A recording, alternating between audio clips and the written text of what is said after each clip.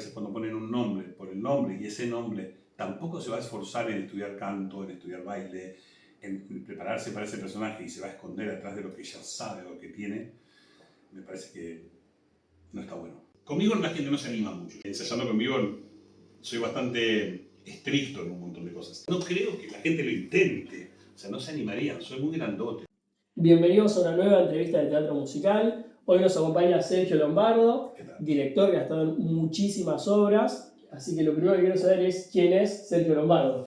Ok, Sergio Lombardo es un señor mayor ahora, No. que todavía tiene espíritu de niño y que amó el teatro desde siempre, desde muy chiquitito, y se formó muchísimo, estudió mucho y por esas cosas de la vida fue cayendo en el teatro musical y a eso se dedica. Es un formador de actores de comedia musical, director, pedagogo, doy clases en universidad y en colegios, así que básicamente es eso. Buenísimo. Y hablaste que desde chiquito que estás metido en esto. ¿Cómo empezaste? ¿Cómo fueron tus primeros pasos con el teatro? Los primeros pasos fueron en la primaria con los actos del colegio. Me encantaba actuar en todos los actos y las maestras me ponían a hacer todo lo que pasaba por el medio, me ponían ahí. Y después en la secundaria ya no, empezás con otras resistencias y entonces no quería saber nada, pero mi profesora de lengua y literatura, que era la profesora de teatro de un colegio del estado donde yo fui a la secundaria, me obligó a participar del taller de teatro del colegio y ahí empecé. Estuve 2 años y cuando estaba en tercer año, ella misma era la directora de la Escuela Municipal de Lomas de Zamora, de teatro, y necesitaba varones porque no había que tener título secundario, yo no lo tenía, y ella me dijo, quiero que igual estés. Así que ahí empecé a trabajar y enseguida empecé a trabajar en la comedia, en el elenco estable de Lomas de Zamora, y ahí ya arranqué con todo, después la UNA, lo que ahora es la UNA, que en ese momento era el Conservatorio de Arte Dramático, 14 años de carrera, la parte de actuación, después de actuación hice dirección, después hice pedagogía teatral, profesorado y seguí estudiando un montón más, así que ahí arrancó. ¿Y cuándo empezaste a contactarte con el teatro musical en sí mismo, en esta forma de contar diferente? Siempre me fascinó, siempre me gustó mucho. Creo que tendría 12, 13 años cuando vi a Chorus Line en la película y me pareció, yo quiero ser ese señor que está ahí atrás, el director, no quería estar actuando, yo no, me gustaba más el rol del director y quería hacer eso. Y ahí ya me fascinaba la música, siempre me gustó muchísimo, me gusta mucho la ópera, estudié en el Colón, entonces siempre me gustó mucho lo que tenía que ver con esa posibilidad de ensamblar gente que canta, baila, actúa todo al mismo tiempo en una sola cosa, como si fuera una unidad. Y siempre fue el teatro musical una punta que me encanta. Y dijiste al principio en el colegio todo que alguna habrás empezado como actor a probar cosas. En el colegio, digamos, en la secundaria, el grupo que teníamos era un grupo muy particular. La profesora era como la directora general del taller y éramos un grupo de compañeros que teníamos que preparar una obra y ella nos ayudaba y nos dirigía ocasionalmente, pero nosotros nos juntábamos mucho a ensayar. Y en cada uno de esos ensayos que nos juntábamos, por supuesto que yo hacía un rol de director, siempre estaba mandando, siempre fui a dar órdenes. Mi mamá dijo que yo nací y daba órdenes en mi casa, así que esa era un poco la idea. Y montamos varias cosas, hicimos una noche de verano, hicimos un montón de obras muy lindas con ese grupo, una obra por año, digamos, en la secundaria. Por supuesto que hoy las pienso, las hacíamos a lo mejor en el salón de química, los espacios eran mínimos, era una cosa muy básica, pero está hecho con tanto amor y tanto respeto que como si estuviéramos en Calle Corrientes, era lo mismo.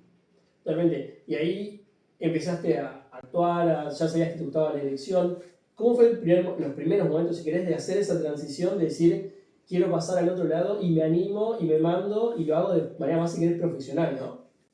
Siempre tuve en mi cabeza, yo digo que soy muy mal actor, porque mi cabeza siempre está puesta en la mirada del director, en la mirada del espectador. Entonces, cuando vos tenés la cabeza puesta en el afuera, no estás aquí y ahora. Entonces es muy difícil actuar, porque no estás aquí y ahora. Siempre pongo esa idea de, ok, ¿cómo lo está viendo el espectador? ¿Lo está escuchando? ¿Lo está viendo bien? ¿Qué está pasando al personaje? ¿Cuál es el estado? Siempre estoy como en ese lugar. Y eso me pasó de toda la vida. De toda la vida siempre ponerme más afuera que adentro. De chico me acuerdo que me llamaron una vez de la Acción Católica, era 1970 y pico, porque querían armar una obra con los chicos de Acción Católica para recaudar fondos y yo la dirigí. Esa fue mi primera experiencia así. Y ahí después empecé un año a decir, quiero hacer algo un poco más grande. Escribí una versión musical de Juan Salvador Gaviota, con toda música de Vangelis, allá en el año 80 y pico. E hice eso en lo que es teatro que está en Córdoba y, bueno, teatro ya se me voy a acordar el nombre de un rato, con un grupo de gente que tomamos audiciones abiertas y ensayábamos los fines de semana, y en esas audiciones ese elenco estaba conformado por gente que Carlitos Zavala, Ana Luquín, un montón de gente de Romina Gropo, un montón de gente que después se dedicó al mundo de la comedia musical. Esa fue mi primera experiencia como director off, pero así como más formal. Y al año siguiente, con ese mismo grupo y un grupo más grande, tomamos las audiciones para hacer Mozart. Yo quería hacer un musical sobre la vida de Mozart, que esto no fue el año siguiente, pero fue en el 91, creo. Mientras que estaba haciendo Drácula, nosotros estábamos montando Mozart. Y ahí armamos un elencazo que también estuvo Pablo Lizazo el protagonista. Todos estábamos como empezando en ese universo. Guido Knapp estaba en ese elenco. Era un elenco maravilloso, de gente divina, que después muchos terminaron realmente dedicándose a eso. Así que ese fue como mi segundo paso. Y después ya ahí me llamaron para ser el director residente en Hello Dolly, con Mati Mistral y Juan Carlos Dual. Y ahí arranqué un poquito más con lo comercial. Y bueno, fue como me echando un poco de cada cosa, ¿no? ¿Estas primeras obras las escribías vos o solo las dirigías? Juan Solo Gaviota la escribí yo. En realidad el libro es un libro que ya está escrito. Yo lo que hice fue una adaptación. Cuando fui a hacer Mozart yo tenía todas las intenciones y las ganas del mundo. Ahí lo conocí a Pepe Seguirán. Ese año lo había conocido a Pepe. Y Pepe me dijo, yo voy a ayudarte. Él había terminado de hacer Las Dulces Niñas, que estaban mal, y estaba por empezar a hacer Drácula. Fue justo todo ese proceso de Las Dulces Niñas que no había estado tan bien. Y la verdad es que me dio una mano enorme. Primero porque consiguió al compositor de música, que fue Santiago Chosurian, que después fue director de Canal 7 durante muchos años. Un músico que acababa de llegar de Viena para estudiar composición musical clásica. Y él hizo toda la música con instrumentos clásicos de una comedia musical. Y escribimos toda la vida de Mozart. Y fue con mucha ayuda de Pepe. La verdad es que Pepe nos supervisó un montón, nos ayudó a escribir algunas canciones. Estuvo como muy presente todo el proceso en lo que estábamos haciendo. Y eso sí, también lo terminé escribiendo yo, digamos, al final lo hice todo yo, bueno, al final, sino que la historia era mía. Y después he escrito muchísimas obras más, muchos infantiles, muchas obras, y después otras obras que no, que son más comerciales y uno puede tener la opción de tomarlas. Sin duda, con el infantil sé que estás como también metido en esa parte, pero recientemente capaz, sobre todo en la parte más adulta, entiendo que estuviste más desde la dirección, a veces con obras de afuera, todo, que dirigiendo. Y ahí empezaste a meterte como director residente en Hello Dolly con Nati Mistral. Sí. ¿Cómo fueron esas experiencias de repente ver un tamaño más grande, otra dimensión, ¿no? Fue muy impactante. Primero porque en esa producción era la época que acá había dinero para hacer la producción, y entonces, más allá del elenco estable de actores, que había actores que entraban para una sola escena y se les pagaba el sueldo para entrar a una sola escena, además de eso teníamos 6 cantantes varones y 6 cantantes mujeres, 6 bailarines varones y 6 bailarinas mujeres. El elenco tenía 24 personas en el cast, donde los 12 que bailaban reforzaban mucho lo bailado y los otros ayudaban, y los 12 que cantaban mucho y los otros reforzaban. Pero también fue un elenco, de esos elencos que hoy tenerlos sería imposible económicamente, sostener un elenco de esa naturaleza.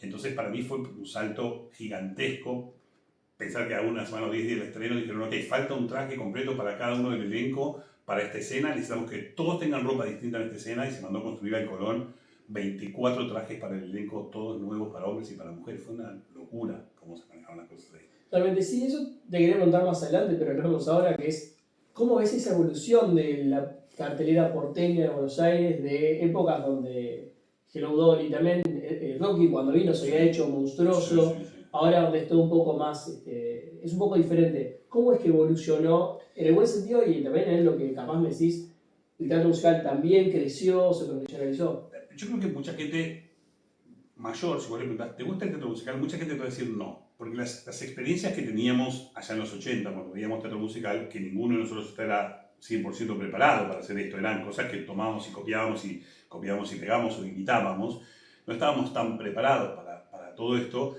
Eran cosas que hacía que la gente, que el público que lo iba a ver, bueno, iba porque tenía amigos y que actuaban, pero si no, esas cosas no.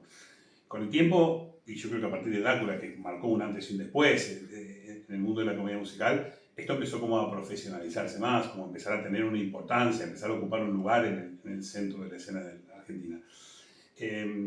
Yo creo que digamos, a beneficio de los actores, la Asociación Argentina de Actores, que intenta a veces hacer las cosas bien y ayudar a los actores, para mí en algunas cosas los complican un poquitito y los terminan perjudicando. Porque sí, es cierto, beneficias a los 6, 7, 10, 20 que van a estar en la obra, pero te quitas la posibilidad de tener un número mayor de gente. hace mucho vos podías tener un elenco, lo armabas, pactabas un sueldo con la gente que a la gente le interesara, la gente podía aceptar ese sueldo o no, si lo aceptaba, estaba en esa obra, y vos podías tener un grupo de gente que participara en un espectáculo. Hoy hay un sueldo mínimo que marca actores, que me parece sanísimo que haya un sueldo, pero a veces eso, más las carreras sociales, más los aguinaldos, más todo lo demás, hace que los productores le teman o le huyan, porque ese dinero no sale de entradas. Es muy difícil sacar el valor de 30 sueldos de no menos de 1,5 millones, 2 millones de pesos al mes, para tener 30 personas en escenario, más los músicos, que es otro sindicato que también tienen otro tanto. Entonces, cuando te diste cuenta, tenés, y los técnicos que necesitas para todo esto, estás hablando de 60, 70, 80 personas en un musical, y sostener esa envergadura económicamente es un desafío muy grande para los productores. En un país como la Argentina, que tenemos las inestabilidades económicas que tenemos ahora, antes y siempre, es complejo, es muy complejo. Entonces, a veces los productores dicen, no puedo correr con esto. Nosotros, antes de estrenar Jekyll, cuando armamos todo el proyecto, teníamos un elenco pensado de 24 actores en total. Y pues actores justo sacó la ley donde debe que pagar aguinaldos, vacaciones y otras cosas más, donde esto se incrementó un montón y habían aumentado mucho los sueldos de los actores en esa circunstancia. Y la producción dijo, los números no nos cierran. O no hacemos Jekyll o bajamos el elenco a 14. Opción 1 es lo bajamos a 14 y la plata que teníamos destinada la gastamos en 14, o opción 2 no nos cierra para poderlo hacer. Intentamos 1000 variables. Yo me acuerdo que yo trabajo en la UNA, en la Universidad Nacional de Arte, e intenté armar para que los alumnos que egresaban de la UNA con buenas notas, la UNA eligiera un grupo de alumnos que pudieran hacer una especie de pasantía y pudieran estar con nosotros durante un tiempo determinado, como para que se pudieran foguear en el escenario, tipo como hacen los médicos, una especie de residencia, que lo pudieran hacer de esa manera. Y la Asociación Argentina de Actores se negó rotundamente a que nosotros pudiéramos entrar con ese camino. Y a veces creo que estas cosas son soluciones, porque si vos tenés un grupo de alumnos que los podés poner, yo no digo que los tengas eternamente, o sea, tenerlos 3 meses y después pagar su sueldo, pero que tengan una experiencia, ellos foguean experiencias, se hacen conocer, empiezan a entrar en el medio, saben cómo funciona el medio, les das un poco de chance para que empiecen a fogonearse. Hoy por hoy eso es muy difícil. Yo a veces escucho cuando la gente, cada vez que alguien publica el elenco, siempre son lo mismo, siempre ponen lo mismo, ¿por qué no cambian? ¿Por qué ponen siempre los mismos? Y yo digo, porque venden entradas, porque es mucho más sencillo poner una persona. Porque si tengo que pagarle el mismo sueldo, que va a ser la protagonista de mi obra, y le voy a pagar el mismo sueldo a Juan Rodó, que va a ser de Drácula, y tengo que pagar el mismo sueldo a Guillermo Sergio Lombardo, que no lo conoce nadie, para hacer el mismo personaje, pues le pago esa plata a Juan Rodó, porque sé que me va a traer gente por quién es. Entonces, en ese sentido, a veces conviene poner una persona conocida que una persona totalmente desconocida. Y este también es un tema que a veces me parece que las asociaciones de actores tienen que revisar, a fin de qué es lo que más beneficia a sus afiliados. Total. Y con esto último que decías, siempre se arma la polémica no solo de caras conocidas, digamos, a ver, un Juan Rodó, Sí. te puedo gustar más o menos, pero es un profesional Sí, recontra preparado. A veces hay personas que son un poco menos preparados o que tienen más fama capaz en otro tipo de trabajos. ¿Qué piensas de esas personas cuando se ponen figuras que capaz no tienen la misma preparación en teatro musical? Entiendo al productor que lo hace, desde el lugar desde el productor lo puedo comprender, desde el lugar del director digo, hay tanta gente que se sacrifica y estudia años y años y años y se forma para tratar de ser esto, para tratar de hacer esto, que tener que poner una persona, porque estuvo en un programa de televisión, y tener que sacar una canción de la obra o hacer que la canción la cante otras 3 personas porque la persona que está no puede cantarlo, me parece una aberración. Me parece una falta de respeto al compositor, una toma de pelo al público que va a ver esa obra, donde pone una persona que no lo puede cantar, entonces como no lo canta ponemos a otro que cante y sacamos las canciones, o quitamos canciones de una obra porque el protagonista no las puede resolver. Todas estas cosas me parece que van en desmedro, porque esto es como querer hacer una ópera en el Teatro Colón y poner a que cante Mirta Legrand, que es una gran actriz, pero como Mirta no canta ópera, pues lo hacemos en texto y sacamos la música. Bueno, eso no es una ópera, estamos cambiando lo que es.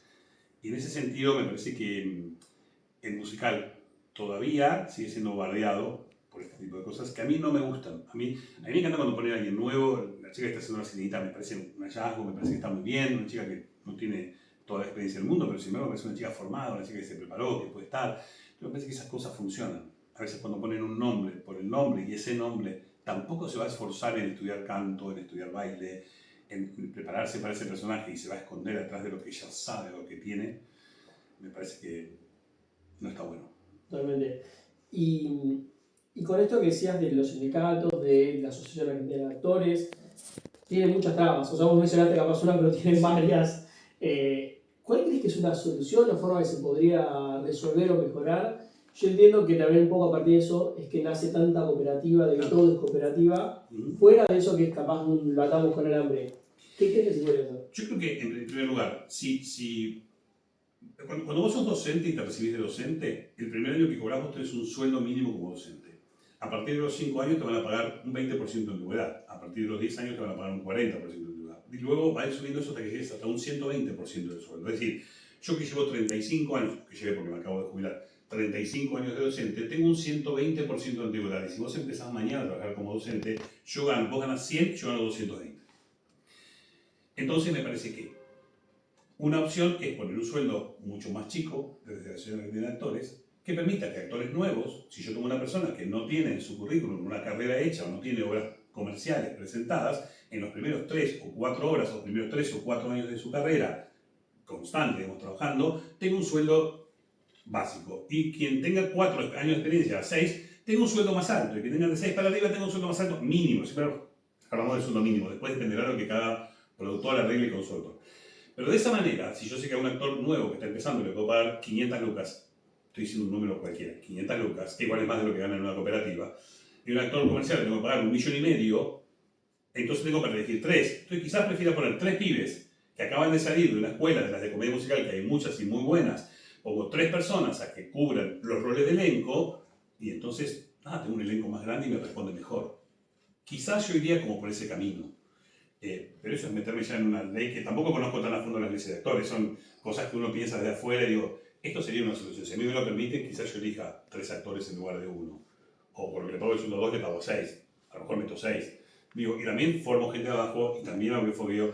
Y si después me gusta alguien que tiene muchos años de experiencia, bueno, también tengo que pagar esa experiencia, porque también es lógico que alguien gane más por mayor experiencia. Pero que ganan todos igual, el que acaba de empezar con el que tiene 10 años de carrera. Totalmente, sí, porque además hoy capaz, lo decís, mucha gente como en la cooperativa cobra menos y capaz termina empezando así en vez de tener un sueldo. Por supuesto. Entonces sería.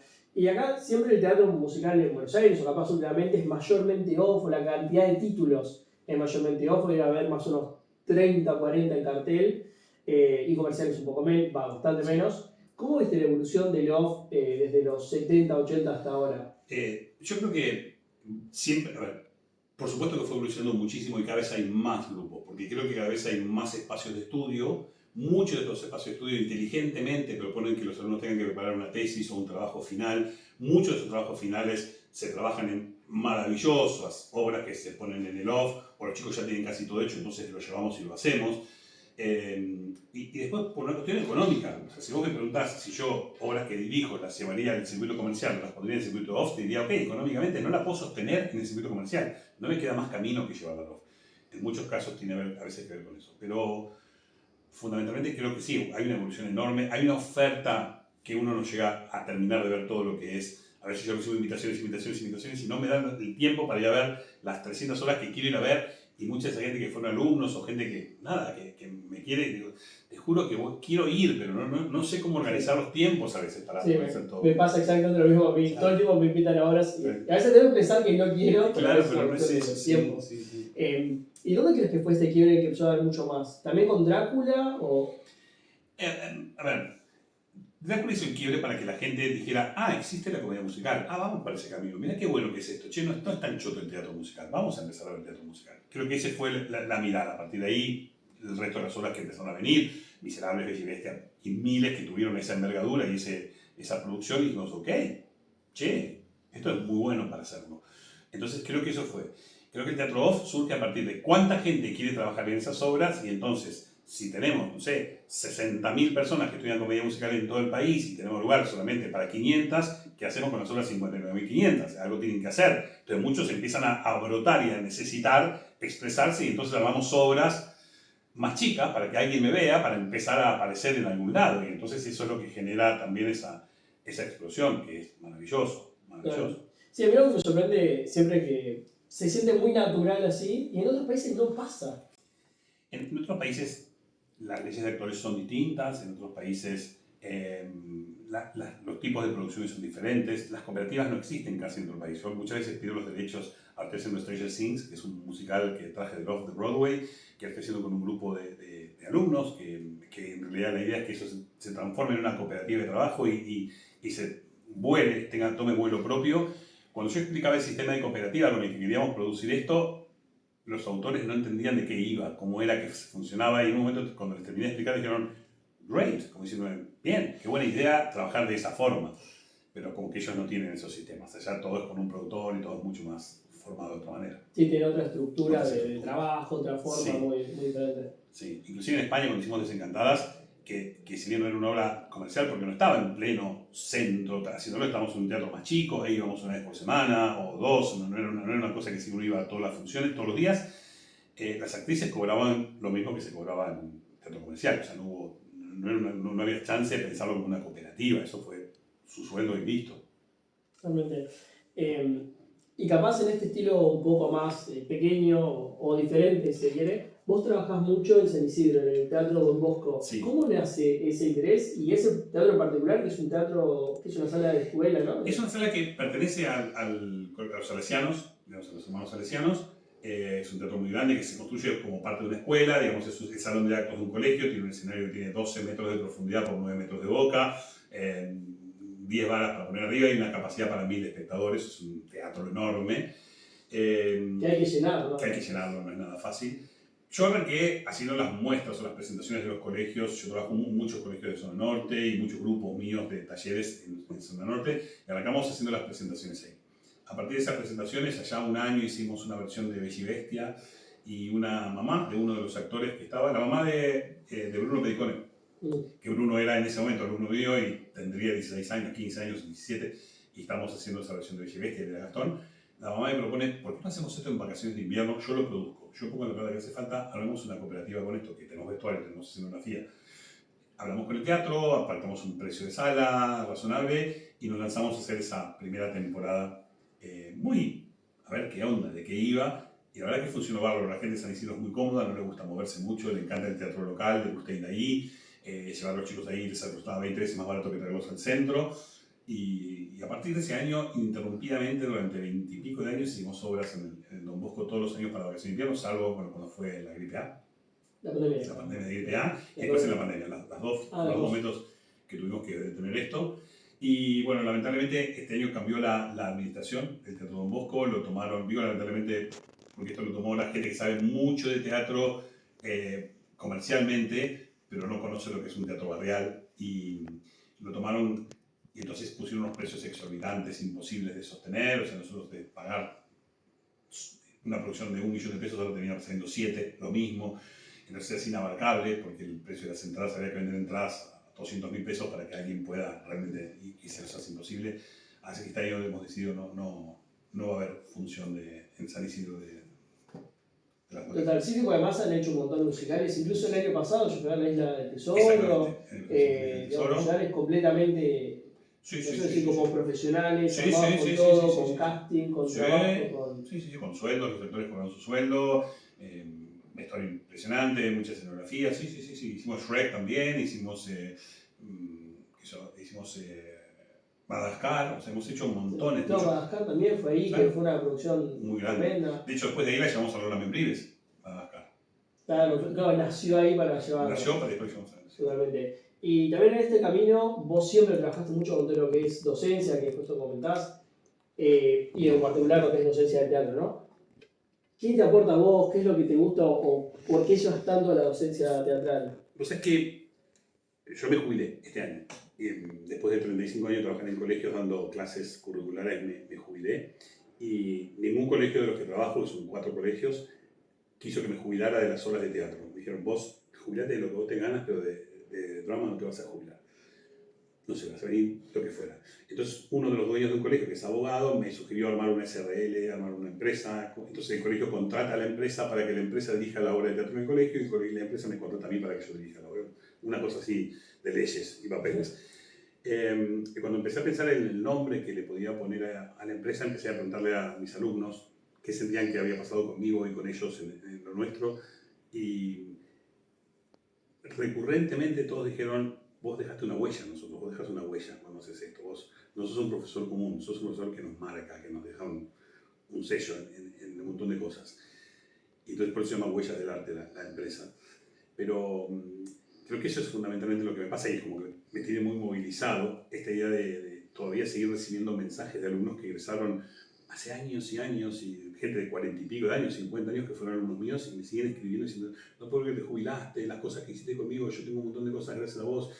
Y creo que eso, ¿no? Que el alumno pueda, chicos que son muy tímidos a lo mejor cuando son chiquititos y sienten esa posibilidad de encontrar en el teatro un espacio para comunicarse, para empezar a expresarse y que después se pueden profesionalizar. Chicos al revés que son totalmente vagos en el colegio, que les va mal en todas las materias y que no quieren estudiar y que son muy revoltosos, cuando les das la posibilidad de tener un personaje, te responden porque sienten que hay alguien que les dio un espacio, un lugar en la vida. Y entonces se encuentran en ese lugar y dicen, si vos confías en mí, yo voy a hacer esto bien. Y cambian sus personalidades, se modifica un montón de personalidades. Me parece que eso es lo mágico que tiene el teatro, ¿no? Esta idea de enseñarte cosas de la vida, más allá de lo actoral. Totalmente. Sí, a mí me pasó muy parecido. Yo no hablaba. Y el teatro me sacó un montón y me hizo estar acá hoy, por ejemplo. ¿Y vos tenés algún docente que te acuerdas que te impactó así a vos?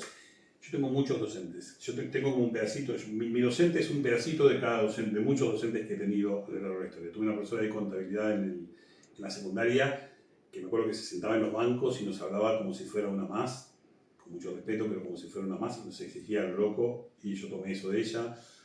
Tengo una profesora que me exigió lo que es la ética y la disciplina, que se llama Claudia Cricum, en la universidad. Tuve con ella, me acuerdo, mi primer año de universidad yo trabajaba en aerolíneas y salía a las 6 y la universidad entraba a las 6. Entonces llegaba 20 minutos tarde en todas las clases y ella me decía, yo voy a poner media falta a todas las clases. Media falta a todas las clases. Y después voy a decir a fin de año si estoy aprobado o no aprueba. Porque me perdía 20 minutos de una clase de 5 horas. Y no falté nunca en todo el año. Y terminé y ella me decía, esto que yo le hago a usted es exigirle para que usted entienda cómo funciona. Y era maravillosa. De hecho, lo sigo viendo. Cuando yo me recibí en la universidad, en la parte de pedagogía, ella me dijo, me la crucé un día, ella seguía dando clase, y me dijo, el día que usted se reciba, yo voy a recibir un llamado telefónico y va a empezar a trabajar conmigo en la universidad. Yo quiero que usted sea jefe de trabajo práctico conmigo. Y el día que me recibí, que rendí mi última materia, me suena el teléfono, atiendo, y me dice, ¿sabe quién habla? No, yo soy Claudia Cricum. Lo llamo para decirle que a partir de hoy usted está contratado para trabajar conmigo en la universidad. Y son cosas que me fueron marcando un montón en la vida. Por ética, esta cosa de la puntualidad, esta cosa de yo soy un jodido con la puntualidad, que me conoces, tengo memes míos jodiendo que dicen tarde, porque les grito tarde, porque llegan tarde. Mis funciones van a empezar a la que dicen, si vos pasas una función mía, dice a las 8 es a las 8, no 8 y 1 minuto. Entonces, estas cosas que las aprendí de ella y para mí son importantes. Respeto por el otro. Y además de que te impactó en cómo vos trabajás, ¿tuviste espacio de decirle, de agradecerle? Sí, muchísimo, muchísimo. De hecho, Claudia ahora está complicada de salud, fue su cumpleaños en abril, la llamé y me atendió su marido diciéndome, Claudia está internada, espero que mejore pronto, la verdad que sí, y hablo con su marido una vez cada 15 días a ver cómo evoluciona la cosa. No está fácil, pero te digo, sí, yo soy muy agradecido. Yo soy muy agradecido con la gente que me dio oportunidades en mi vida. Me parece que es muy importante que la gente sepa que lo que hizo por vos estuvo bueno, porque de esa manera lo va a poder hacer con otro y va a sentir que está en el buen camino. Entonces, para mí, ser una persona agradecida es sumamente importante. Totalmente. ¿Y qué sentís vos cuando ves a toda esta gente que preparaste, que formaste, avanzar? Siempre es como un orgullo pensar que uno hizo algo o para que esa persona esté donde está, aportó en algo. Muchas veces me pasa que esas personas son agradecidas y se siguen acordando y me llaman y dicen, Joaco Escota fue alumno mío toda la primaria y toda la secundaria y me mandó un mensaje cuando quedó para despertar diciéndome, Sergio, yo estoy acá porque vos me ayudaste a que estuviera acá. Y para mí esos mensajes valen oro. Y a veces cuando me entero que están y ni siquiera me llamaron nunca en la vida decís, bueno, está bien igual, no importa, está bueno. Pero sí, siempre te da orgullo, sobre todo cuando se acuerdan, es muy lindo, muy agradable, ¿no? Ver que esas cosas pasan. Totalmente, sí, me imagino que, ver cómo crecen y cómo empezaron en un lugar y terminan en otro. Por ejemplo, no digo, esta persona que hizo Gastón y de repente lo ves trabajando Sí. no profesionalmente, digamos, Sí, sí, en sí, otro sí, lugar sí, más, sí, sí, o más profesionalmente, profundo. sí, sí. Digo que también debe haber algo como que decís, che, qué huella dejé yo en esto, o esto, Totalmente. no sé si es actuando, pero esto capaz yo me acuerdo que se lo marqué o lo corrigió. Sí, sí, exacto. Y son cosas esto que te digo, de golpe muchos me llaman y dicen, odio que haya sido tan puntual, porque ahora yo llego al ensayo para empezar el horario y los directores vienen media hora más tarde, todo empieza media hora más tarde, entonces como están muy acostumbrados a un ritmo, a una disciplina, digamos, de ensayo. Si acaso somos medio tarderos cuando... Sí, sí, a mí eso es algo que me molesta un poco, porque siempre digo, la persona que llegó vos dijiste que la función iba a empezar a las 8, empezó su ritual del teatro a las 6 de la tarde, llegando a su casa, preparándose, cambiándose, bañándose, o saliendo de su trabajo, yéndose a tomar un café. Está preparado para llegar a entrar a la sala a las 7:30, para empezar a leer el programa, para sentarse en esa ceremonia o conversar en la puerta, para que a las 8 en punto comience el espectáculo que vos dijiste que iba a empezar a las 8. Entonces, que vos, una función que tiene que empezar a las 8, empieces 8:30, 8:20, 8:25, me parece una gran falta de respeto para esa persona que tomó el trabajo de venir. Y a veces hay gente muy grande que está acostumbrada a que las cosas empiecen puntuales. Y yo veo gente mayor que fue y se sentó para que la función empiece a horario y productores o decisiones dicen, no, no esperemos por las dudas que venga alguien más. O sea, beneficiamos y premiamos al que tuvo ganas de llegar tarde al teatro. No, no estoy de acuerdo. No, empecemos a horario. Para eso nosotros tenemos que estar listos para que eso pase. Sí, sí, total. O sea, como que para mí si se empieza tarde tiene que ser porque pasó algo. Es una eventualidad, Sí, algo sí. grave que tiene que haber pasado y que no se pudo resolver y no se pudo solucionar. Pero no es porque espero a que haya espectadores, está la mitad de la sala y vendimos todo, falta que llegue la otra mitad. Bueno, chicos, la mitad de la gente se lo perderá. Un día se va a dar cuenta que pagó una entrada para una obra entera y vio la mitad. Se perdió la mitad. Y si es que puede pasar, exactamente, ¿no? por supuesto no se puede, por obvio, la dinámica. obvio. A mí me pasó hace poco fui a ver El Fantasma de la Ópera en Madrid y la obra empezó y 2 y 3. Y ya yo siempre puedo hablar con la gente que está ahí. Y las personas estaban como medio nerviosas, como, pero son y 2, como está tarde. Y estaba acostumbrada acá para ver como están recontra el tiempo. No. Están tarde, están 2 minutos tarde. Sí, totalmente. Porque hay gente porque además es esto, la obra empieza a las 8, dura 90 minutos, va a terminar 9:30. Y yo arreglé con mis amigos que 10 menos cuarto me encuentro para cenar. Y resulta que por la obra empieza 25 minutos más tarde y yo llego tarde a la cena con mis amigos porque el señor que tuvo ganas de llegar tarde. No tengo ganas de eso. Y dentro de todo acá, con la parte, si querés, monetaria, un poco flexible, Broadway cada hora es hora extra. Sí. O sea, es carísimo, Claro, perdóname empezar tarde. A tal punto que yo digo, productoras que me parece que empiezan como puedan, porque si no es que es así. un gasto tremendo. Claro. Y está bien, está bien. Totalmente. Yo muchas veces escucho diferentes opiniones cambiando un poquito de tema, ¿no? El teatro, cuando estás montando algo, ¿es más un lugar de trabajo, de aprendizaje, o es un lugar como solo el montaje? Escucho las dos respuestas, capaz en el off un poco más de aprendizaje, pero ¿cómo lo ves vos a ese tema? A ver, yo creo lo siguiente, creo que hay dos espacios, que yo lo hablo mucho en los colegios, cuando dicen que montes un espectáculo con los chicos y que les enseñes teatro. Hay un espacio que es un proceso, cuando vos estás aprendiendo teatro, estás en un proceso de enseñanza-aprendizaje. Entonces, a lo largo de ese proceso, uno no puede marcar escenas, vos no podés marcar, porque el alumno tiene que aprender en el proceso, tiene que aprender, apropiarse, aprender, es decir, tomarlo para sí. Cuando vos estás montando un espectáculo, se supone que estás contando con gente que ya está preparada para esa situación. Y si están preparados, ese aprendizaje ya lo tienen incorporado. Por lo tanto, ahora es hora de usar esas herramientas. Entonces, si vamos a usar esas herramientas, vos ya tenés que venir a que yo busque un resultado, no un proceso. Por supuesto que hay un proceso de ensayos, pero el proceso de ensayos es un proceso de búsqueda donde yo muchas veces puedo pedir a un actor que vaya por acá o que vaya por allá, o que baje o que suba para poder equilibrar una totalidad de lo que estoy buscando y una armonía en lo que estoy buscando. Pero cuando yo te pido que entra por esa puerta y sentate en la mesa, entiendo que vos vas a saber sostener y justificar cuál es tu razón para entrar, cuál es tu objetivo cuando entras y cuál es tu objetivo para sentarte. Esto lo tenés que tener incorporado. Ahora, en una clase yo tengo que enseñarte que si vos entras y te sentás y no te pasó nada, eso va a estar mal y vacío. Entonces te voy a enseñar en el cómo, pero tengo que ponerme a enseñarle a los actores que ya están formados. Totalmente. Y con los actores ya están formados, ¿cuánto espacio ese querés para el proceso de encontrar al personaje o encontrar esa forma? Digamos, obviamente hay límites, ¿no? Pero... Yo tengo un sistema donde trato de que primero la gente sepa la letra cuando llega al momento de trabajo, ya venga con su letra aprendida y con sus canciones aprendidas y con sus, digamos, con toda la música ya incorporada. Para eso le doy un mes, 2 meses, 3 meses el tiempo material antes para que la persona lo pueda estudiar. Y luego cuando llega lo que hacemos es, yo trabajo mucho basado en las circunstancias, es decir, trabajo mucho en lo que le pasó antes al personaje. ¿Qué le pasó en esa puerta detrás para que ese personaje al entrar esté en este estado? Entonces yo te tiro toda esa batería de estímulos para que cuando vos te toque abrir esa puerta y pasar, entres con toda esa carga que vos ya traes como actor.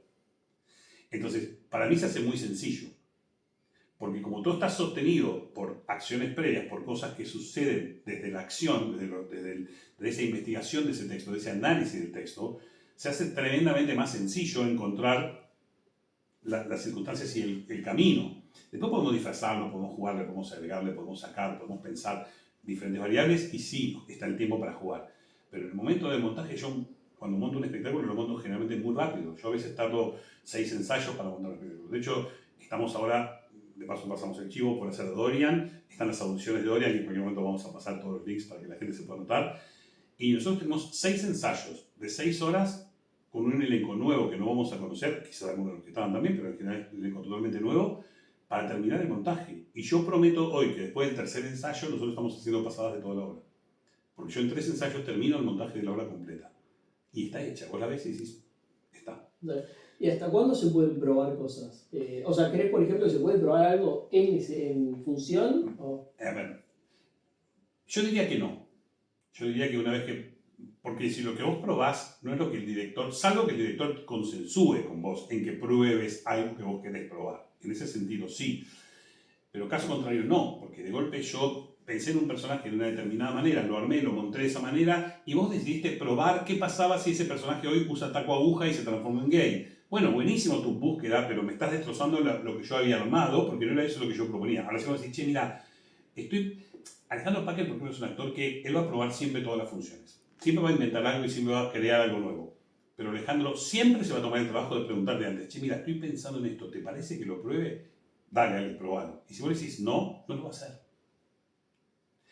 Entonces, en ese sentido es brillante que puedas probar. A mí no me molesta que el actor siga explorando rincones que va encontrando. Y después, por supuesto, que pasa que hay cosas que son más de la cotidianidad, de lo que sucede en el aquí y ahora. Hay cosas que a los actores les van pasando que de golpe yo veo que mi compañero está llorando en una escena y tengo la necesidad de abrazarlo, me puedo acercar y abrazarlo, si es que la historia de mi personaje permite que eso pase.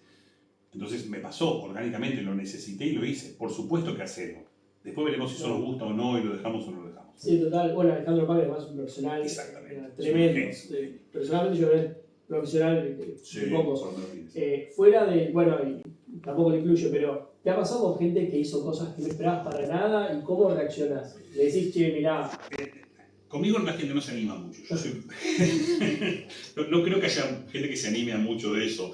Ensayando conmigo soy bastante estricto en un montón de cosas.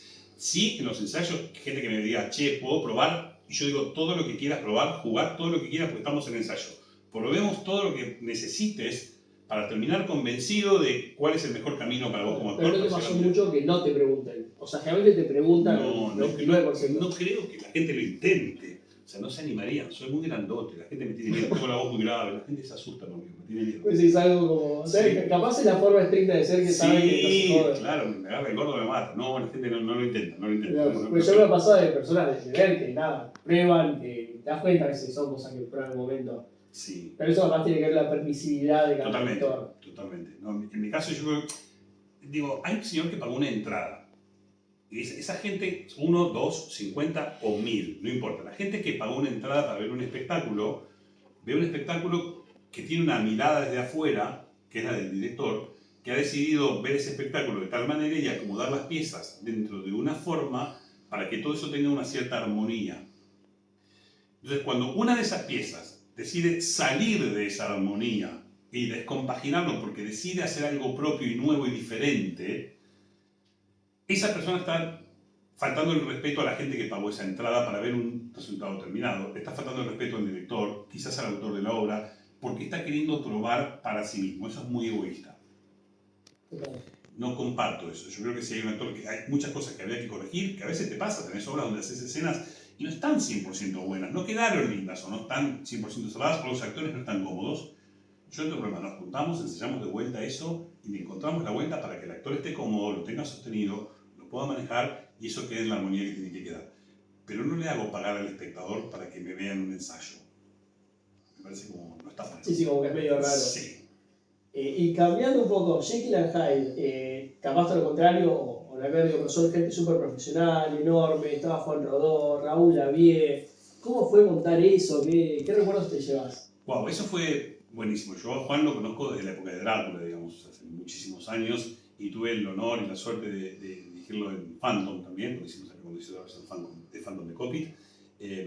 Y siempre lo digo, Juan es un nene que es muy estudioso y es sumamente muy prolijo, viene del mundo de la ópera, él sabe la partitura de la letra 1 a la letra 5, todo lo que dicen él y todos los demás personajes, y sabe letra perfecta. Y muy metódico para ensayar, para hacer una hora antes. Exactamente, él es muy, de hecho vocaliza 1 hora y media antes en cada función, es una persona súper profesional. Y el Negro Lavie es un divino total, pero por ejemplo el Negro tiene otra forma de arreglar los personajes. Juan primero estudia toda la forma, tiene toda la forma y después va llevando de eso desde el afuera hacia el adentro para conectar con lo que le pasa al personaje. El Negro Lavie es un tipo que nunca va a decir el texto que tiene que decir, sino va a ir, cada vez va, más o menos va por la idea general de lo que tiene que hacer y va encontrando lo que le pasa al personaje para algún día, quizás, si es que yo fui generoso, diga la letra que tiene el texto. Si no, él te va, lo va a hacer perfectamente, lo va a hacer maravillosamente. Pero claro, entre Juan y él siempre pasaba esta sensación de, cuando se encontraban, Juan quería la letra y el Negro era más relajado en esto, ¿no? Entonces compatibilizar esas cosas a veces costaba un poquitito, pero sé que se hizo con muchísimo respeto, una producción divina. Y con todo lo estricto que sos, de vuelta, es un Sí. tremendo profesional el Negro Lavie. Pero, ¿cómo fue para vos una persona que no te dice siempre la letra a veces igual? Fue muy gracioso. Voy a contar esto que creo que no lo contamos nunca, así que los productores, se vayan a enterar los productores acá con esto, espero no tener problemas. Jorge, lo que te quiero, ¿no? Esto fue así. El Negro Lavie tenía la posibilidad de hacer un show a Santa Fe. Entonces vino un día y me dice, ¿sabes que me tengo que ir a Santa Fe a hacer un show? Pero la producción no me deja porque tengo ensayo. Entonces, pero me quiero ir. Entonces, hagamos una cosa, Negro. Yo voy a decir que te doy el día libre para que vos te quedes en tu casa a estudiar la letra. Pero vos, eso sí, al otro ensayo vos tenés que venir con la letra sabida. No me puedes venir con las escenas que yo te pido sin saber, porque me haces quedar mal a mí y yo voy a tener un problema con la producción. Quédate tranquilo, Sergito. Entonces va. Viene el otro ensayo y empieza, ¿no? Entonces, buenos días, doctor Jekyll. Y me hace cara con Jekyll. O sea, estaba todo con Juan, pero me miraba cada palabra que decía de la letra, me salía para hacerme gestos de que estaba diciendo bien. Pero la estudió, la terminó estudiando bien y lo hizo muy bien y fue brillante. Todo fue muy bien. Sí, a veces son esos códigos que totalmente nadie entiende más que ustedes dos. Sí. Pero bueno, digo, entre todo, no te molestó tanto el hecho de que cambie palabras en función. Yo sabía que iba a llegar a donde tenía que llegar. Yo sabía que el Negro Lavie es un profesional y el Negro es el Negro. O sea, y ha hecho 80 millones. Exactamente. Entonces, yo he tenido la posibilidad de dirigir La China Zorrilla, Internet, Marquilla Lago, y también, al ser tan profesionales, el director es apenas un soporte y un guía, pero hay cosas. Yo hice un recital con poesías de Berta Singerman. Y me acuerdo que Alejandra Agüero me citó en su casa, ya una mujer muy mayor, me citó porque ella estaba en el proyecto y iba a recitar 3 poemas para recitarme los poemas y que yo corrija lo que ella estaba haciendo. Y yo por lo que decía, maestra, yo la voy a corregir, o sea, a ver, que era impresionante lo que hacía. Yo le puedo ayudar en las posiciones, en dónde pararse, pero yo voy a hacer más una apuesta a esto, más que una dirección, porque China Zorrilla, yo te voy a enseñar cómo tenés que recitar. Sería muy soberbio de mi parte sentirme que yo te puedo corregir en eso. Te ayudo con la apuesta, pero nada más. O sea, cuando vos tenés estas personas como el Negro Lavie, no lo tenés que dirigir. Lo tenés que incorporar al grupo y que se amalgame la situación. O eso, o sea, no corregirlo, fijarse todos en más o menos la misma, el personaje lo va a encontrar. Lo va a encontrar y tenés que respetar esos tiempos y la gente del elenco también entiende y aprende a respetar que él tiene sus tiempos y lo va a hacer excelente a su manera y a su forma. Sí, y compatibilizar esto, la personalidad con otras personalidades. Creo que el trabajo del director también es eso, ¿no? Como hacer que todo sea uno más allá de tu visión, ¿no? Como que funcione. O sea Y que alguien yo, tiene que tener esa sí. batuta. O sea que yo estudiando en Broadway una vez escuché un profesor que decía, un director, ¿no? Un gran director, que decía, cuando vos ves una obra y el vestuario resalta mucho, o la escenografía resalta mucho, o un actor resalta mucho con referencia a los demás, está mal dirigido. El mejor espectáculo es el que vos no te diste cuenta ni de la escenografía, ni del vestuario, ni de los actores, ni de nada, y te quedaste y compraste la historia. Cuando vos ves la historia y la historia es lo que te queda, esa obra está bien armada. Cuando vos decís, pero ¿qué escenografía tenían? Y solo te quedaste con la escenografía, quiere decir que la historia te pasó desapercibida en un montón de lugares. Y eso es un problema de dirección. Sí, capaz no se vea tan orgánica. Exactamente. Y con Jekyll, algo que yo siempre quise saber es cómo fue armar o guiar a Juan en hacer los dos personajes, ¿no? Jekyll y Hyde, Totalmente. con lo diferentes que son y con la velocidad en la que tiene que salir de uno a otro, ¿no? Nosotros arrancamos mucho antes con Juan de que los ensayos oficiales comenzaran, antes de las audiciones también habíamos arrancado con él a trabajar. Y yo le hice una propuesta a Juan que fuera, primero trabajamos Jekyll. Y una vez que tuviéramos al Dr. Jekyll completo, cuando terminamos toda la obra solamente hecha por Jekyll, pero toda la obra de punta a punta hecha por Jekyll, después hicimos toda la obra con Hyde. Y después juntamos. Entonces él tenía dos personajes muy distintos, como si fueran dos obras diferentes. Y después se juntó. Además, Juan hizo un trabajo que no solo estaba conmigo, sino que además se formó, también estuvo estudiando actuación en ese momento con una profesora que le daba clases particulares para dar una mano y ayudarlo en eso también. O sea, siguió trabajando un montón. Pero para mí el camino correcto era hacer como dos trabajos separados. Jekyll y Hyde no se conocen hasta el final, no se dan cuenta casi hasta la confrontación, que son el mismo. Entonces, son dos personas diferentes, son dos actores diferentes en el fondo, son dos personas que no saben de la existencia del otro. Entonces, primero compongamos uno, hablemos toda la historia de este y después hablemos toda la historia del otro. Y ahí vemos cómo, en qué momento se van a cruzar uno con el otro. Y nos dio resultados. Juan es un tipo muy obediente para trabajar, muy disciplinado. Yo adoro trabajar con él. Y a mí siempre me sorprende cómo lograr que no se caricaturice, si querés, porque a ver, para dar una idea, en la obra tiene a Jekyll un montón de tiempo trabajando, a Hyde un montón de tiempo haciendo otro personaje, pero como decís, está la confrontación donde aparecen los dos en una misma canción, cambiando, corregime, pero segundo a segundo. Sí. Y cómo hacer que queden definidos y no caricaturizados en esa Si canción. vos tenés muy claro que Hyde tiene esta mano en esta posición, y yo te digo Hyde, y vos trabajaste mucho con esta mano en la posición, cada vez que yo diga Hyde vos vas a poner la mano acá, porque tu mano va a llegar automáticamente a esa mecánica corporal, o a tu joroba, o a lo que fuera, porque lo tenés como muy incorporado. Entonces, cuando vos tenés tan incorporado un personaje o el otro, se te resulta mucho más sencillo, pero para eso tenés que trabajar por separado. Si vos empezás directo el primer día, de la nada, querés hacer confrontación, va a ser un mamarracho. Va a ser muy difícil hacer solo la confrontación. Sí, es una canción de las más difíciles. De las más difíciles del mundo musical. Porque claramente estás trabajando con dos personajes diferentes. Entonces vos tenés que tener en tu cabeza y cambiar el switch de uno al otro. Cambiar el switch de uno al otro. Es un poco el camino de Tutsi, ¿no? Cuando se cambia y sale. Una cosa es cuando es Tutsi, otra cosa es cuando es. Digamos, esta idea de los dos personajes en uno, quien trabaja con dos personajes, tiene que tener este entrenamiento de hacer uno por un lado, otro por el otro y después ver cómo lo junta. Cómo son esos momentos de cruce. Es la mejor manera. ¿No? Y además es una obra que es muy seria, si querés. Muchas veces los cambios rápidos se hacen en comedia, en 8 personajes, donde buscas una caricatura que quede, ¿no? Y ya me spoileaste un poquito de Phantom, pero te iba a preguntar eso. ¿Cómo te fue con Phantom? ¿Qué sentís cuando ves, por ejemplo, ahora el programa? Ese trabajo con Juan. Juan fue tremendamente generoso conmigo cuando me llamó para dirigir Phantom. Para él era un proyecto, una obra que él siempre quiso hacer, y cuando me convocó para dirigirla, esa confianza que él tuvo en mí y esa defensa que él hizo de que yo fuera la persona que dirigiera esto, para mí fue increíble que él me llamara para hacer esto y me convocara y me ofreciera todo lo que él tenía para que yo hiciera esto. Entonces, en mi relación con Juan, que siempre nos llevamos muy bien y siempre tuvimos un gran vínculo, y de hecho yo le quiero un montón de veces vestuarios para cosas de su escuela o materiales, o él a mí, siempre hemos tenido una buena relación. A partir de ahí se generó un vínculo mucho más fuerte. Entonces, a mí me emociona mucho Phantom, porque era una obra muy chica que fue con un sacrificio enorme de 4 personas que empezaron a producir por primera vez en su vida teatro. Los 4 productores, gente que ninguno había hecho teatro antes, y que amigos de Juan o compañeros del colegio de Juan que decidieron poner la guita para hacer esto y que invirtieron un montón de plata para que saliera Phantom como salió. Y, Sí, fue una producción en Teatro del Globo, sobre Teatro del profundo, Globo, grande, sí. con el barco que se mueve. Sí, O sea, sí, trabajo. fue una gran producción, fue una gran producción. Y lo bueno es que la gente entendió que no es una imitación o una copia. En realidad, cuando Copy escribe este musical, está listo, lo tiene listo, lo presenta para poderse estrenar y para darle forma a este musical.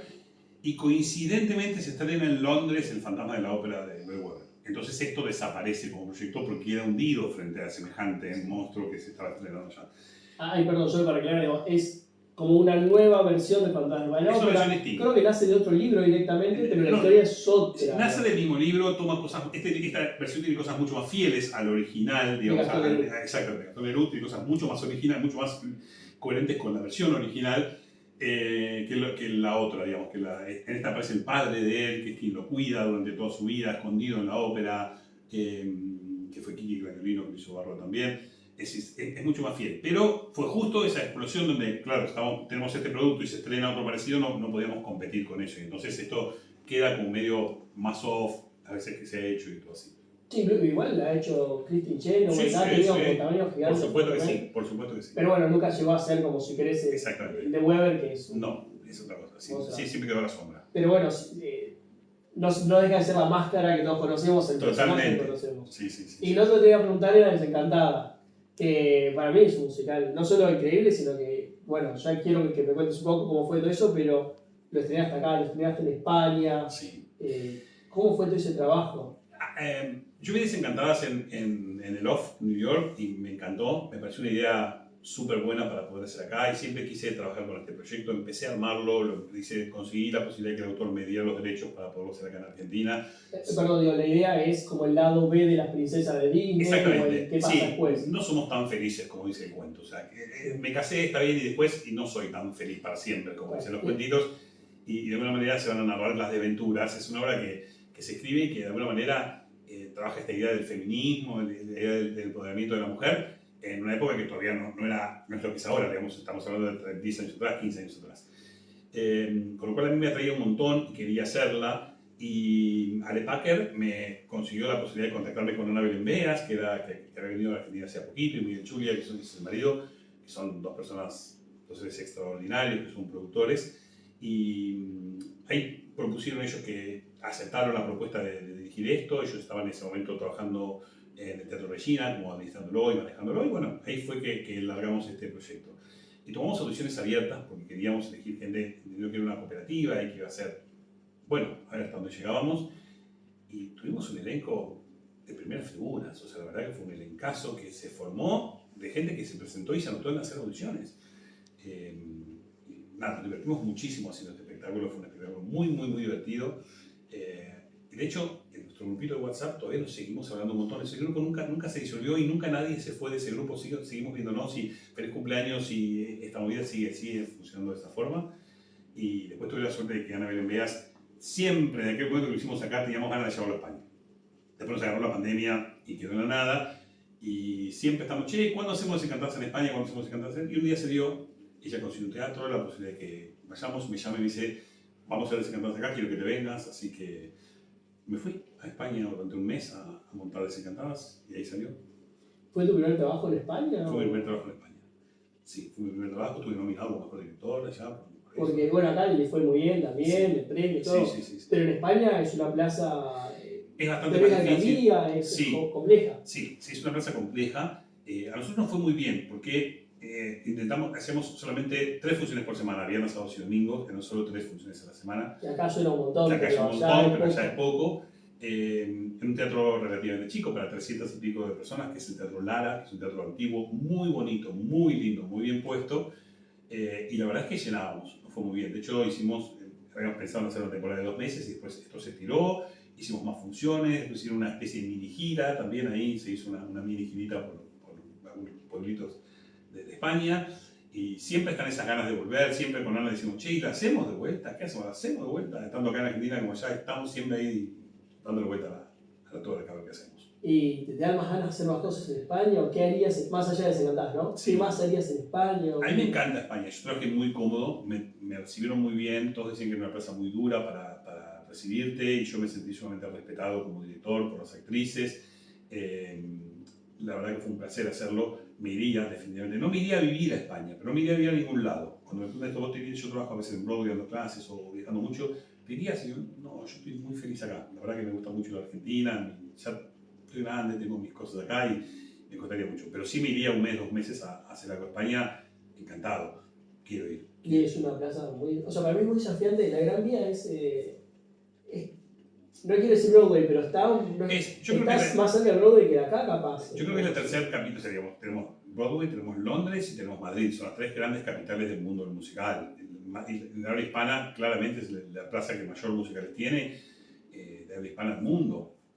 Y hay cada vez más cosas, cada vez hay más espectáculos de mayor envergadura, obras más grandes y wow, van a hacer esto acá, qué bueno. Sí. Y un poco con esto de lo grande que es España, o incluso acá, vos trabajás mucho lo que es comercial y también off. ¿Cómo compatibilizás eso? Digo, no en tu cabeza, pero che, a mí el comercial me encanta la capacidad que tiene gente, el off puedo probar más. ¿Cómo compatibilizás vos lo que puedes hacer en cada lugar? Yo tengo una mentalidad muy del off porque casi la gran mayoría o muchas de las cosas que he hecho mayormente son del off o son grupos amateurs a los cuales vender entradas les cuesta un montón. Entonces siempre vengo con esa idea de tratar de abaratar costos. Para mí siempre yo trato de pensar, cuando pienso en las obras comerciales grandes, siempre pienso, bueno, pero podemos ahorrar en esto, bueno, pero podemos sacar esto.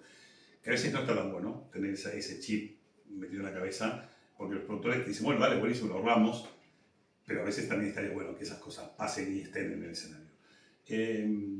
Entonces, tengo una tendencia a ahorrar, soy un tipo bastante ahorrativo en lo que vaya a hacer en el escenario, cosa buena para los productores, así que me pueden llamar los productores porque es buenísimo para eso. Y después entiendo, siempre digo, uno tiene que estar acostumbrado a, cuando va a montar un espectáculo, a entender quién es la gente que está ahí y quién es la gente que va a venir a ver. Entonces, si monto un espectáculo en un colegio con chicos de primaria, puedo exigir un espectáculo de chicos de primaria. Si monto un espectáculo con chicos de secundaria, puedes tener otra exigencia. Si lo monto en el off, una tercera exigencia. Si lo monto comercialmente, va a tener otro nivel de exigencia. Es decir, entonces esto va a tener que ver siempre con hasta dónde puedes exigir o qué le puedes exigir. Siempre trato de exigir el máximo y muchas veces trabajo con los chicos chiquititos en primaria como trabajo con los adultos comercialmente. Digo, si esto lo podemos hacer en Calle Corrientes, si esto lo hacen en Broadway, yo también puedo. Si lo hacen en Broadway, acá también podemos. Y esta es mi línea de pensamiento para los más chicos. Que es como una muletilla mía que me cargan mucho los chicos con eso, porque dicen, si en Broadway pueden, acá también. Y lo logramos. O sea, sí, con el momento de aprendizaje claro, que esté cada uno, no es un chico de 8 años que Alejandro Packer. Totalmente.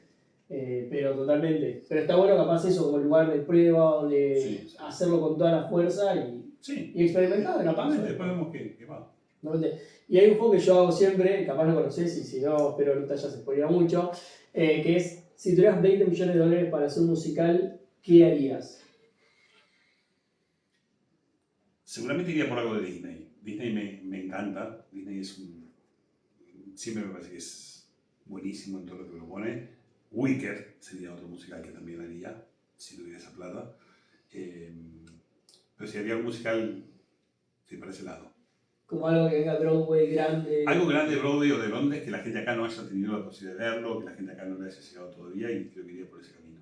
Sí, ahora Wicked se va con todo el momento de la película, está tremendo. ¿Disney hay algún musical en particular que...? A mí Disney me gustan todos. Rey León me parece fácil, me parece que fue un hallazgo, fue un antes y un después también en la teatralidad, en el mundo de la teatralidad, esta idea de mostrar la maquinaria escénica, de mostrar la máscara detrás de la cara del actor. Estas cosas que Julie Taymor hace, para mí son soberbias, son maravillosas.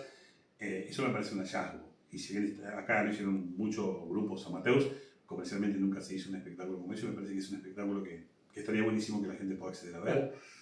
Sí, el Rey León, digamos, para permitir un poco eso, más allá de lo que uno conoce de la película de Disney, tiene una forma muy particular de presentarse en escena, porque está una careta encima de la cara de la persona y ven las dos a la vez. Exacto, hay una cosa muy teatral que es una máscara que está puesta por sobre la cabeza del actor en general, no en todos los casos, pero en la gran mayoría, y entonces uno ve la expresividad facial de la cara del actor en conjunto con la de la máscara, porque las máscaras parece que tuvieron esa expresión. Entonces ese trabajo que hizo Julie Taymor, que fue quien diseñó además todo el vestuario, diseñó las máscaras y todo, es genial. Totalmente. Y eso además se mezcla con otros, es decir, animales que están enteros, que son elefantes, que tienen aparte Impresionante. 3 personas, Sí, sí, y sí. otros que son chiquitos, es realmente Es, un... es nada, increíble, es increíble como el trabajo. teatralmente, olvidate la historia, teatralmente Sí, es... sí, es un espectáculo digno de verse. Sí. es muy rico. ¿Vos has hecho de manera no oficial, digo, no oficial, perdón, digamos, como amateur escuela el Rey León? Debería decir que no, porque si alguien de Broadway escucha esto voy a ir preso, pero sí, lo he hecho muchas veces. Sí, No, yo, está, pero... sí, lo he hecho muchísimas veces. De hecho, yo vi el estreno en Rey León, una de las primeras funciones de Rey León en Broadway, y llegué y me enloquecí, y enseguida salí a hacer eso con colegios, y fue un caballito de batalla, lo hice en muchísimos colegios, muchos colegios. Sí. Realmente sí, pero igual hay muchas con derechos de escuela, Sí. etc. Has hecho muchas horas con derechos de escuela, ¿no? Sí, hice muchas horas con derecho de escuela. De hecho, estoy haciendo ahora una versión de All Shook Up con el Belgrano Day School. Estoy haciendo una... Que yo digamos, un musical con las canciones de Elvis. Sí, es un musical con todas las canciones de Elvis. Muy divertido, muy lindo, que tampoco sé por qué acá no se ha hecho mucho. O sea, allá no tuvo mucho éxito porque los jukebox allá mucho no les divierten. Pero es muy lindo, es una historia muy linda, está muy bien contada, es muy interesante para hacer. Es una obra que también me gustaría alguna vez dirigir en Calle Corrientes. Sí, yo acá, las veces que lo vi también fue en escuela, Sí. a nivel escuela, creo que lo vi en UADE o algo así en Sí, su momento. puede ser, sí. Y después otro juego, y acá es el juego con, te juro que no es con mala leche, pero es ahora uno de los 4 capaz más obras grandes que están afuera, son La Sirenita, Pretty Woman, Mamma Mía, y dentro de poco va a llegar Despertar de Primavera. Espero que sea dentro de poco, si esto se diera dentro de un torneo, no debería ser dentro de tanto. Pero de estas 4 las que te dije, tenés plata para ver 3. ¿Cuáles 3 ves o cuál no ves? Wow, tengo razones para ver todas y para no ver algunas. O sea, me lo hace muy difícil. Sí o sí, si tuviera plata, la invertiría para ver Sirenita. Esa sería la primera que iría a ver. Primero porque amo Disney, segundo porque me parece que tiene un montón de conceptos bien utilizados y cosas que están bien pensadas para verla. Sería como la número 1 de las que iría a ver. Mamma Mía, tengo el corazón con muchos de los actores que están ahí arriba, que los conozco de toda la vida. Entonces iría a verlo por toda esa gente que está ahí arriba. Quizás es una de las obras que menos me ilusionan artísticamente, porque es una obra que está buena, pero no me parece... Sí, hay cosas personales. Sí, Despertar me encantaría también verla. Quizás hay no sé si tengo que decir esto, pero ¿se puede contar después?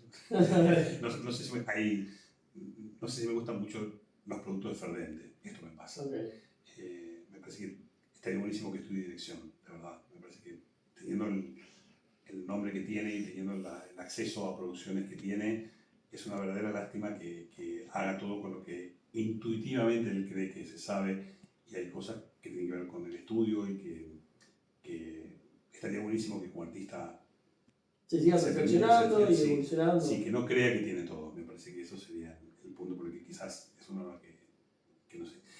Y Pretty me pareció una obra divertida, la versión de España me encantó, la de Estados Unidos me pareció buena, no tan buena, la de Madrid me encantó, la que está acá, a mí me parece que esta idea de invertir los roles entre una niña que por primera vez se prostituye y esto le genera enamorarse de un hombre y un hombre mayor, maduro, con una calle ya armada que entra en este juego, quizás al invertirse acá, yo todavía no la vi, o sea que no puedo hablar mucho, pero esta idea de que los roles estén invertidos me da la sensación de que no sé si hubiera sido Florencia Peña la persona que yo hubiera soñado para una operación como esta. No quiero hablar mal de Flor porque me parece una profesional de la puta madre, una mina que se rompe el culo estudiando y trabajando y siempre formándose, es una gran profesional, pero a veces, por más buen profesional que uno sea, no todos los personajes calzan en uno.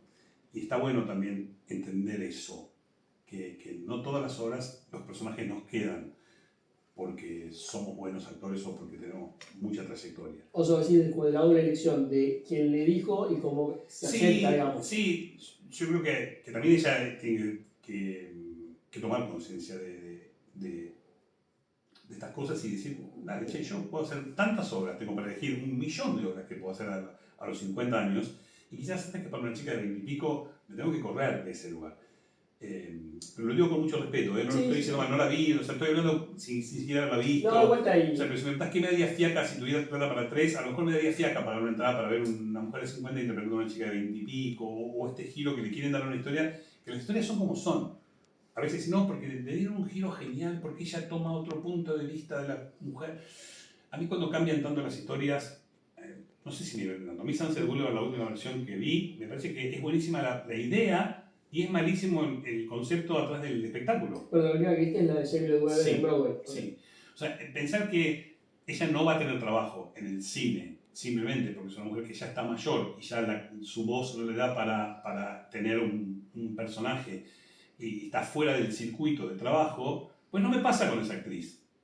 No le puedo creer eso, porque tiene un logo impresionante, porque es un minón infernal, porque lo hace todo bien y porque no tiene ningún sentido que la historia que me quieren contar. Entonces, estoy escuchando un texto que se contradice con lo que estoy tratando de sentir. Total. Entonces, no. No, creo que está súper claro con lo que decís antes de la Florencia Peña, que no es nada personal, porque si te pasa con Broadway, que es una producción que ganó cuantos premios, por eso. son visiones de uno, y tenés esto que decís, ¿no? A veces son lugares donde uno prueba y hasta dónde y cómo, y qué dice el texto, y cuánto tiene sentido cambiarlo, y cuánto estás proponiendo algo nuevo. Sí. A mí me pasa cuando veo una obra de Shakespeare en el San Martín y la ponen en los gauchos argentinos. Entonces decís, no, Shakespeare tiene un contexto histórico. La obra, el arte tiene un valor en sí mismo porque está inserto en un momento histórico determinado. Cuando vos lo sacás de ese contexto histórico determinado en el cual está creado, tenés que ser demasiado audaz para sacar eso y demasiado lógico para darle otro valor a ese momento histórico determinado. Sí, por algo fue hecho como fue hecho. Exacto. ¿Y viste la versión, o te enteraste de la de Los Miserables de Dallas? Me enteré. Perdón, la de Los Miserables de Dallas, Sí. para sacar. Es bastante igual el texto, creo que no lo tocan, pero tiene toda ropa moderna haciendo alusión a que es una historia que pasa en este siglo, por así decirlo.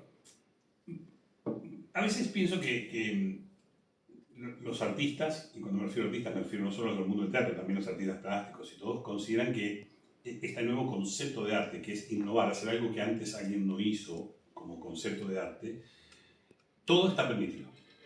Entonces, un artista plástico que pega una banana con un pedazo de cinta en la pared y la vende en $2 millones porque es una obra de arte que nunca nadie antes hizo, es una obra efímera que va a morir en el tiempo y la vende a $2 millones, a mí no me causa un gran placer verlo. Entiendo el concepto de, ok, acaba de innovar y acaba de crear arte con algo que no está hecho. Y entonces en el mundo del teatro, cuando aparecen esos artistas nobles que intentan tomar algo que está probado y funciona de una determinada manera y lo dan vuelta a tratar de sostener que hoy por hoy podríamos tener un conflicto entre el romanticismo y el neoclasicismo, que es lo que plantea la obra de Víctor Hugo, Miserables, donde los personajes neoclásicos se van a oponer a los personajes románticos, y esta situación, esta lucha de conflictos en el medio de ese sanguchito histórico que es donde está la Revolución Francesa, que es una genialidad. Va a pasar hoy, no lo entiendo, porque hoy ni el romanticismo ni el neoclasicismo están vigentes. Entonces, no está para ponerla acá, contármela acá, aquí y ahora, hoy.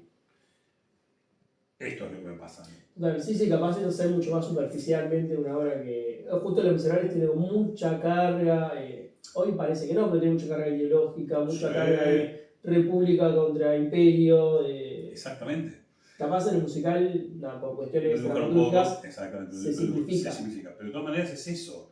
Digo, porque ahí en todo caso me pregunto por qué la hija no encuentra a la madre, o quién es la madre, o qué pasó con su madre mandando un WhatsApp o metiéndose en internet si lo actualizás. Digo, te resuelve un montón de quilombos. ¿Por qué le tiene que mandar una carta con papel a Eponín? Eponín te dice una carta en papel, que le mande un WhatsApp, que le mande un mail. Y digo, si lo vamos a actualizar, tenés que pensar en todos los aspectos de la actualización y los beneficios y las contras que esas cosas generan. No vi la obra, o sea, sigo hablando de una obra que no vi, pero en cuanto al concepto de esta modernización de cosas, creo que hay que ser demasiado inteligente para hacerlo. Totalmente. Y hablando de clásicos también, y trayendo lo que habíamos hablado, de Dorian, ahora vuelve Dorian un poco... ¿Querés que sea...? Bueno, ya dijiste que el elenco va a ser nuevo y ahora están abiertas las audiciones, sí. Seguramente yo ya lo publiqué en GEA. Perfecto. Un poco qué buscás o qué quieren hacer en esta nueva temporada. En principio, la idea es poder reponer Dorian relativamente parecido, con las mejoras que amerite el caso, digamos, de saber que quizás podemos contar con un poco más de producción para meter alguna cosa más que nos haya gustado meter y no pudimos, mejorar algunos aspectos que a último momento no nos dieron el resultado que esperábamos que nos dieran, corregir algunas cosas vocales de algunas personas que a lo mejor pensamos que podían llegar a resolver algo y no nos resultó tan como esperábamos. Y entonces un poco es decir, ok, vamos a abrir estas puertas a ver quiénes están. Por supuesto que se le ofreció a toda la gente del elenco que quiera estar. Nuevamente van a volver a audicionar, quienes dijeron que sí, van a poder ver ahí cuando veamos el conjunto de gente que tenemos, porque tampoco va a estar Emma de Gracia haciendo el personaje. Él no quiere ser Dorian esta vez, quiere esta cosa que está empezando a investigar un poquito más de la dirección, va a estar como asistente de dirección conmigo y va a ir trabajando para, yo voy a ir tratando de ayudar a que él pueda empezar a tomar conceptos de lo que es la dirección. Pero digo, creo que él, porque nunca lo quiso hacer, o digamos, fue más un pedido tuyo, creo que dijo públicamente. Sí, él dijo eso. A ver, él cuando la escribió sí me dijo, yo siempre soñé con esto, entonces era un poco lo que me... Y yo dije, ok, si soñaste con esto, vamos, no, pero ¿te parece que yo? Digo, sí, si vos soñaste con esto, vos podés hacerlo. Y por eso yo lo presioné un poco para que él lo hiciera, pero siempre le quiso, era una cosa que le gustaba mucho. No, además, a ver si la hizo, le hizo por algo, sí. Pero él como que entiendo que le escribió pensando en alguien lo va a hacer. Sí, se fue el haciendo él. Exactamente. Y buena elección, ¿no? Sí, pero... sí. Así que todavía no sé si no lo va a hacer él. Todavía estamos ahí. Hay que ver qué encontramos. Si encontramos a alguien que pueda hacerlo, por supuesto que sí. Pero estamos ahí a la búsqueda. Totalmente. Entonces lo que hay que esperar es una obra un poco, digamos, no la misma temporada, esperamos que haya cambios. Sí, seguramente va a haber cambios. Sí, seguramente va a haber cambios para improvisar lo más que podamos improvisarla y por supuesto tomar lo bueno de lo que tuvimos y incorporarle las mejoras que sentimos que hay que hacer. Totalmente. Y para ir cerrando, ¿tenés algún referente? ¿Cuál es tu máximo referente? Si me preguntas como directores, adoro a Franco Sefirelli, que es un director de ópera, que le daba a las óperas un marco muy de comedia musical. Es un señor que ya falleció hace muchos años, pero tiene unas puestas impresionantes. Y Julie Taymor es para mí también un referente, me parece que es una genia con las cosas que hace. Como directores, básicamente ellos. Sí. Buenísimo. ¿Algo que haya quedado sin decir? No, básicamente es eso. Estamos armando un viaje a Nueva York para toda la gente que le gusta mucho el teatro musical, así que a todos los que quieran se contactan conmigo para sumarse a ese viaje. Y la idea es que toda la gente que tenga ganas de ir a ver musicales a Broadway se sume y nos vamos todos en patota. Estamos hablando de eso, así que básicamente eso. Muchas gracias, Sergio. Gracias bueno, muchas gracias a todos ustedes. Claudio, que estuviste ayudándonos con las cámaras. Y bueno, si llegaron hasta acá, suscríbanse al canal y interesen en todo lo que vamos a seguir haciendo.